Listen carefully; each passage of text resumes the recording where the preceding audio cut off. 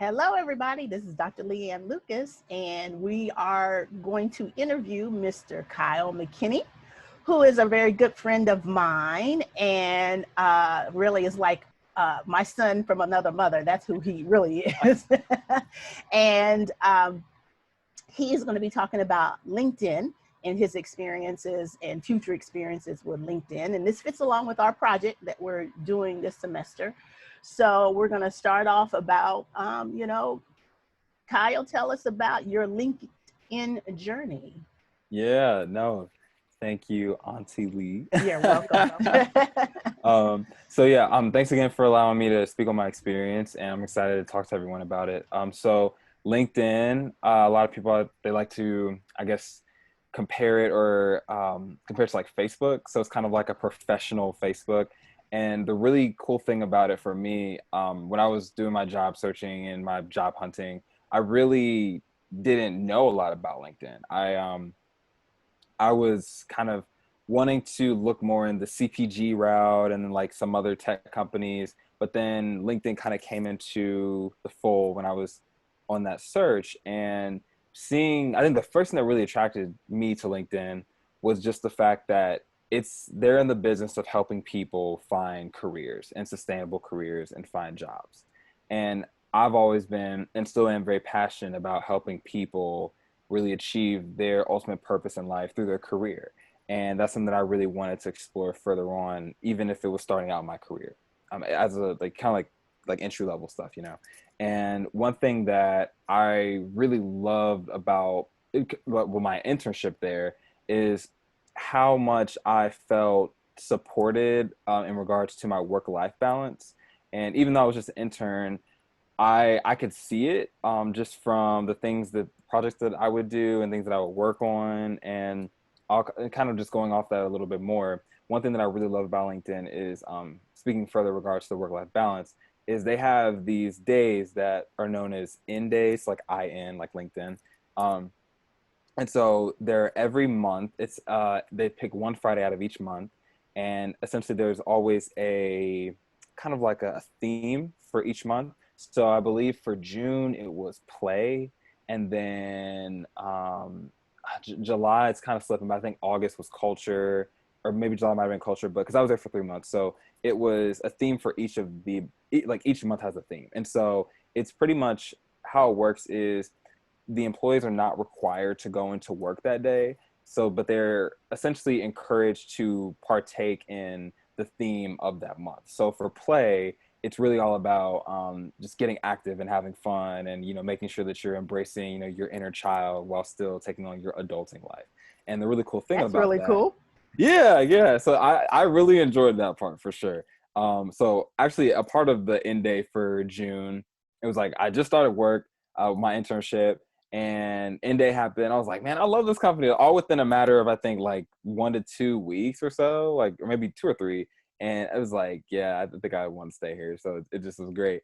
So we did that, and they essentially how it worked was, we I think LinkedIn, they rented out a couple places in the Chicago area because I was interning in Chicago, and we pretty much it was like I think it was laser tag, and it was like bumper cars, bowling. It was just like a big arcade, and it was like all of these professional people like just having fun, and it was just such a dope experience. So that was really cool. So it was really actually play when they talk about the theme that you really Yeah. actually embrace the theme. That's really cool. Yes. Yeah. And it's also the cool thing about it is that um it wasn't just at that arcade. You could also sign up for different places around the city. So I think that there was some type of boat like interactive boat thing that you could do, and then there was there might have been some place where people, I think they went to go play, I'll say like soccer or football or whatever it was, and it was like you would sign up for these different events through I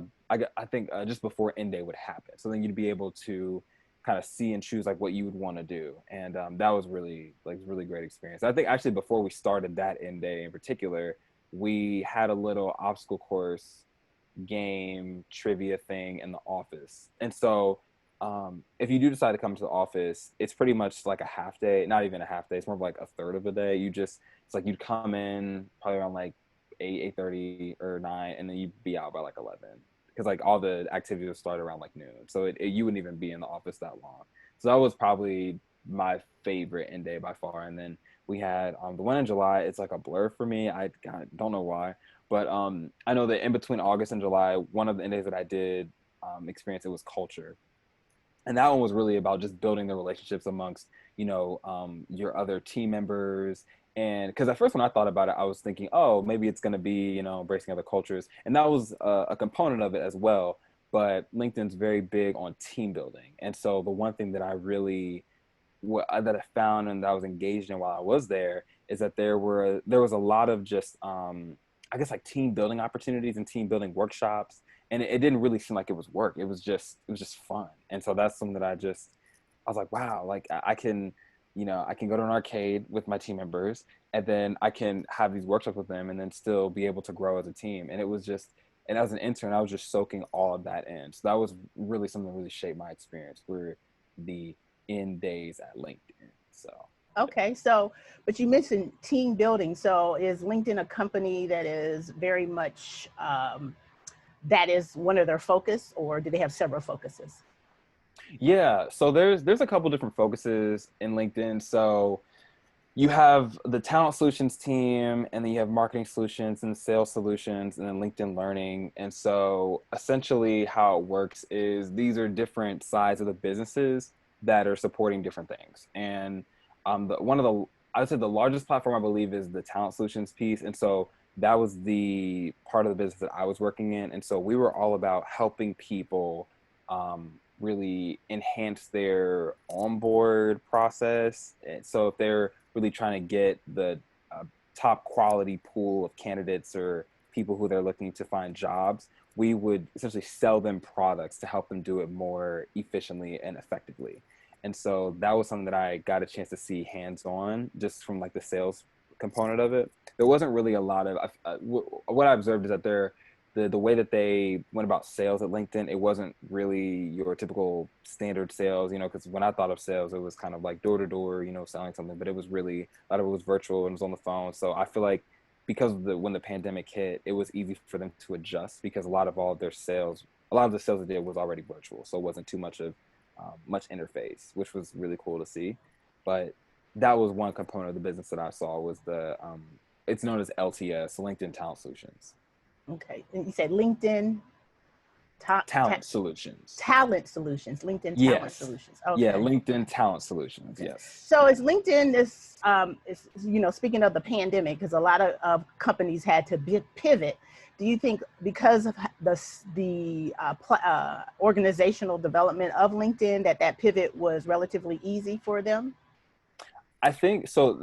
This is the hardest thing that I noticed within the when the pandemic really hit is that LinkedIn actually suffered a major loss from the employees that they had.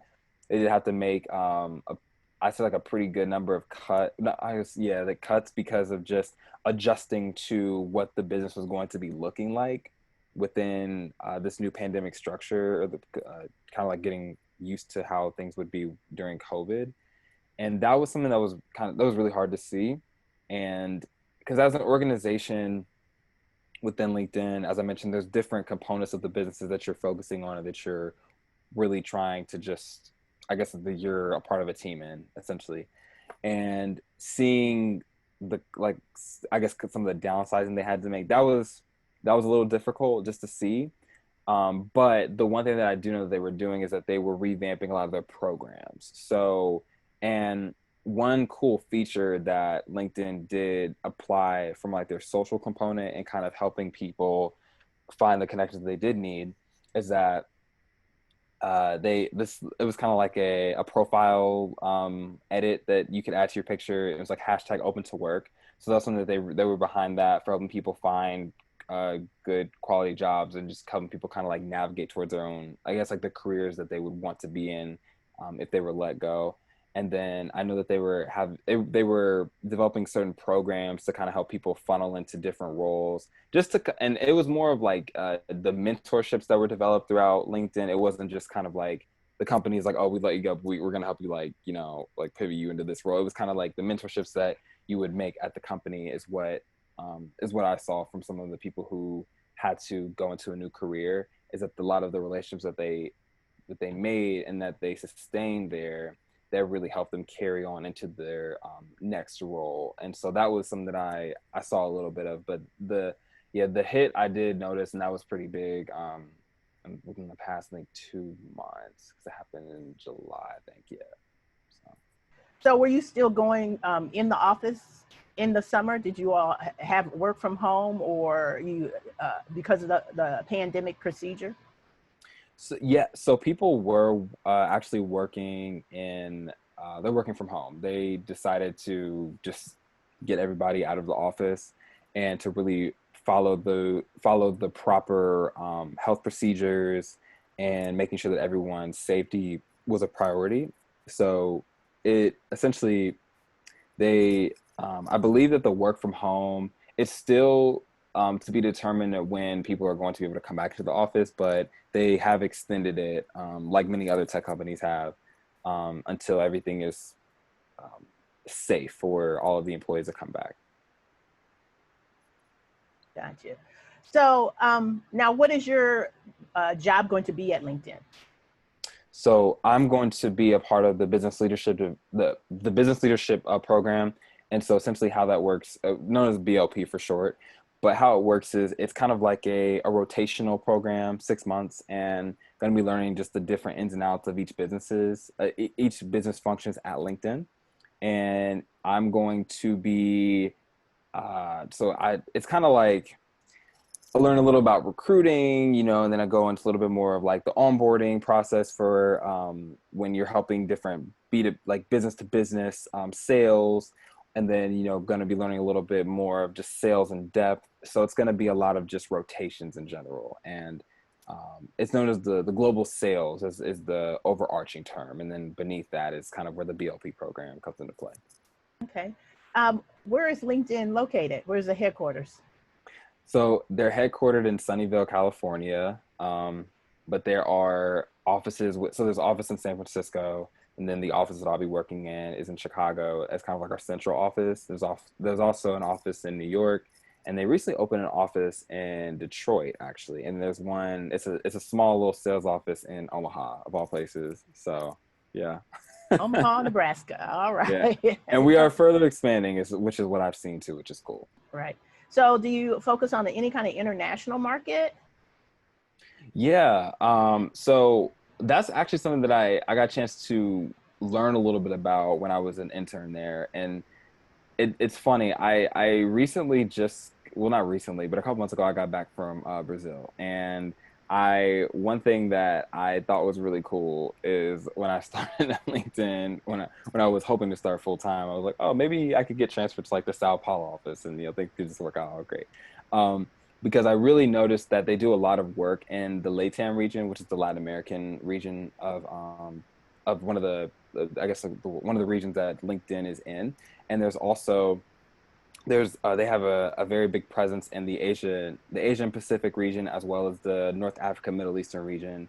And so it's kind of just, I also got a chance to see a little bit of how those businesses were run, really more, I feel like the LATAM region and a little bit of the Asian Pacific. And one of the projects that I was working on over the summer, I got a chance to work with one of the women who works in the Asia Pacific region. She actually is she works in the one of the offices in Australia, and that was really cool because I didn't really just kind of getting that little bit of global and international, I guess, partnership just like internally was just really cool to see, because you kind of learn about what they're doing on their end of the business and how that can relate to what we're doing. And I was responsible for helping create a centralized system that really showcased different practices that were happening in the American region and then also in maybe the Australian region, that we could essentially pull and learn from each other when we're going about new lines of businesses with new companies and so on and so forth. So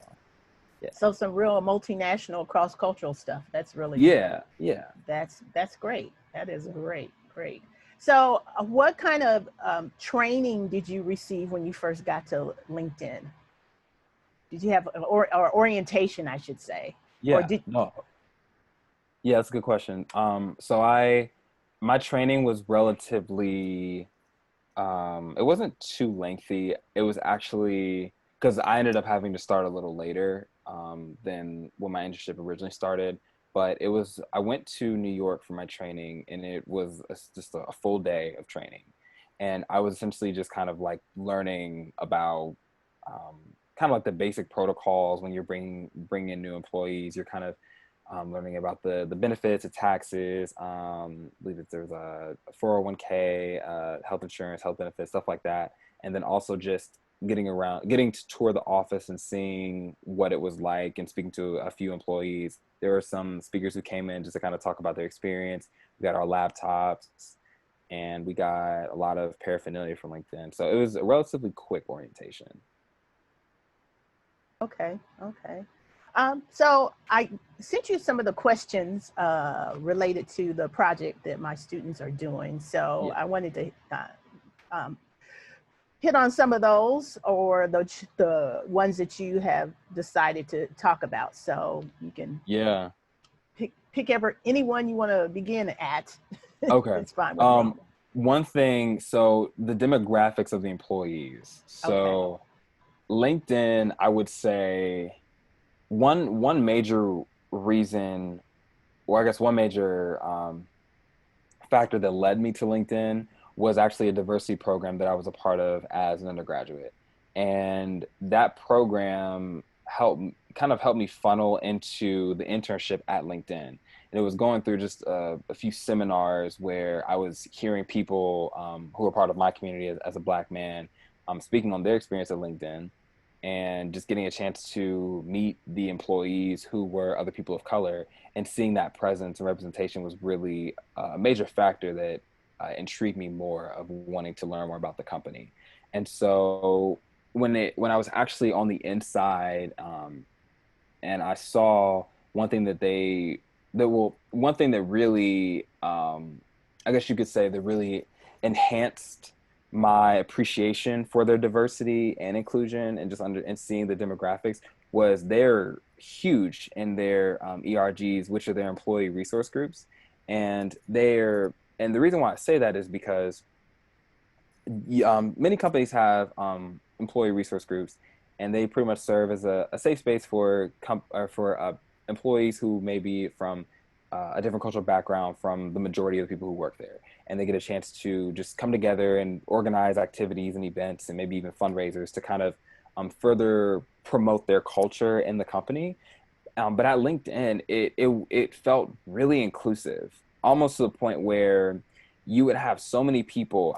People who, for instance, the Black employee, resource group that I was a part of for a little bit, during my internship, was we would throw events. One in particular was a Juneteenth event, and when it was held, there was actually so many people who were not Black that came out for it. And to see that was really big on my end, because when you think of corporate America, you typically think of it just being, completely just one-sided, and especially when it comes to demographics. And when you see so many multi-layers of culture and backgrounds and, religion, or, just belief systems, or whatever it may be, it's just like, it's so cool, because all of those are working together to further promote, the advancement of the company. And that's something that I thought was really, really cool to see. And the ERGs are immensely, like their presence is huge there. We even have the Latinx, ERG, that's known as Hola. I believe it's the Hispanic and Latinx, of LinkedIn Alliance, and something like that. And so that was really cool. And just seeing different ERGs really made the demographics stand out in a major way. So, I really wanted to touch on that. So if you're looking for if a company that is big on diversity as well as inclusion, because just understand that they are complete, like, two really different things. LinkedIn did a Absolutely, very good absolutely. job of that. So That's very good really job. good to hear. And that is one of the hardest things to find out about companies when you're researching companies, is what the true demographics are and what are they Yes. doing, because oftentimes that is relayed internally, and sometimes it can be very difficult to find that out that information. So I appreciate you sharing with us. So, you have any other questions that you wanted to tackle? Yeah. Let's see. I would say I'll say that, so describing the innovations the company is known for and demonstrates within the workplace, with LinkedIn being such a technologically advanced and progressive company, the one thing that LinkedIn has done really well is taking the job market and transforming it into something that people and generations before us have really never seen. Because before LinkedIn, before Facebook, before social media, the typical way to find jobs was kind of very brick and mortar, and you'd see, I guess, like ads in the paper, or Yeah, you'd the uh, newspaper was a big yeah, one. Yeah, yeah. yeah, and things Hmm. like that. And so LinkedIn really took on, when the internet became a really big thing, this was the opportunity for LinkedIn to really shine. And when Facebook um, became really big, and they were big in the social media platform because it's all about connecting with people. LinkedIn, it's really cool to see how LinkedIn emerged as its own platform, and it really allowing people to connect, but on a professional level. And that's where the networking was really taken to like an all-time high. And so seeing that even within the inside was really cool, because like when you connect with employees on the inside, or just some of the different features that are available on the app that you learn about, so you're able to really present it to people who are not really as familiar with LinkedIn. So seeing how far they were coming within their innovations in technology when it came to just the social platform that they have. And then in addition to that, LinkedIn Learning. And LinkedIn Learning is something that is a huge tool within the platform as a whole, because it allows employees of any company, or just entrepreneurs, excuse me, or business people in general, to really see how they can grow as a professional with access to a limitless amount of videos that talk about things that range from diversity and inclusion to how to start, or how to develop a successful startup, or how to save efficiently when it comes to a corporate setting, and so on and so forth. And those are things that were really cool, and seeing different styles of leadership. And that was something that I think really made LinkedIn stand out in their innovations of what they do as a company. So what you're referring to is you literally could go, if you're a member or have a LinkedIn account and using the app in particularly, you could find courses essentially, or seminars or podcasts or something to that effect, all related to business related promotion of training, development, finding jobs, employment, etc. That's what you're saying. Yes, yeah. And so for people who are not even a part of the company, who don't work for LinkedIn, they have access to all that as well. It's just through a premium subscription. But seeing it on the inside was cool, because it's almost like taking what has already been implemented within the corporation or the company. And these are major tools that people have used in their meetings, or just kind of what they are trying to do to further promote what they're or further promote how they can sustain and advance the business. So it's like taking those tools that are presented on the outside to people, or even on the inside, and just kind of advancing that within their line of business. So kind of like around that, those terms. Very cool. Very cool. So, how did you get to LinkedIn in your journey, and your in terms of getting employed by LinkedIn, and what you're going to do, and your major and all that? Because when I think of Facebook, Google, LinkedIn, I think of people who are techie people.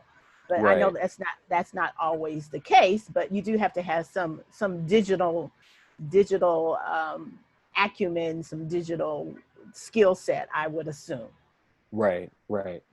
For me, it was really just, I am a recent graduate of Ohio State, and I was a business student. And so, specifically a marketing student. And so, my journey through my career looked a lot like a major interest in consumer packaged good companies, or retail companies. So I was really attracted to companies like Target, or, even companies like Mondelez International, P&G. And I really didn't know a lot about the tech space. And when I saw how big tech was, especially companies like, in addition to LinkedIn, but Google, or even I'm blanking, Facebook, and Intel, or just companies like that, it it really kind of changed the game for me, because I saw how advanced they were becoming within the space. And so when I had the opportunity, and kind of speaking further on diversity, I got further introduced to LinkedIn through a program known as MLT, and that's short for Management Leadership for Tomorrow. And that essentially was a fellowship that I was selected to be a part of. It was about an 18-month long fellowship. Essentially, how it works is you are kind of like, you are essentially top talent from institutions from the West Coast, East Coast, North, South, all around the United States, and even outlying territories, so like Puerto Rico as well.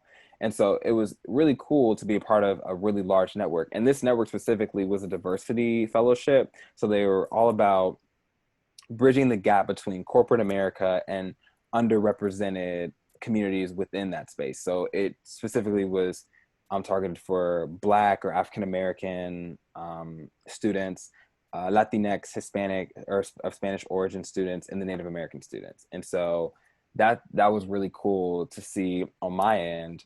And when I got a chance to be part of the program, it opened up many doors in regards to networking and just talent. And so at one of our seminars, I learned about LinkedIn, and I was like, oh, LinkedIn, I have one. And I kind of know how to use it. But then when I actually started learning about it, I was like, oh, this is a really cool business. This is a cool company. And when I got a chance to be around people who were working for the company and just hearing their experience, I was astounded. I was incredibly intrigued. So it made me want to put forth my resume and apply for their internship. And then from there, I was able to get an interview, and then it further advanced into the next round, and then eventually getting the offer for the internship. And I was like, okay, this is great. Thank you, God. So like from there, just continued to move on. And then was able to be introduced to the company. And then so um, MLT was one of the major reasons why I ended up at LinkedIn, just because of their initiative for diversity and their partnership with LinkedIn. So that was really one of the main reasons why I was led there. So. Very cool. Very cool. Uh, so what happened with the delay of your employment?